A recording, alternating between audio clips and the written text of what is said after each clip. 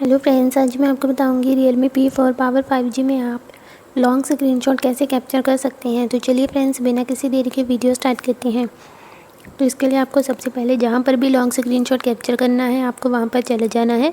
जैसे कि मैं यहाँ पर सेटिंग्स में जाती हूँ।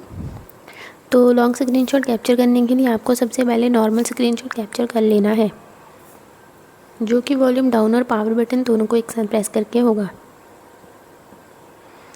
तो आप देख सकते हैं कि यहाँ पर ये मैंने नॉर्मल स्क्रीनशॉट कैप्चर कर लिया है। तो इसके नीचे आपको स्क्रॉल की ऑप्शन मिलेगी, तो आपको स्क्रॉल पर क्लिक करना है। जैसे ही आप स्क्रॉल पर क्लिक करेंगे तो यहाँ पर आप देख सकते हैं कि लॉन्ग स्क्रीनशॉट कैप्चर होना स्टार्ट हो जाएगा।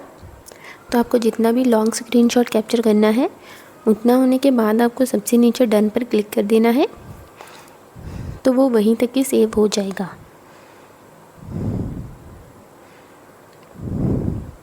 Bye bye friends.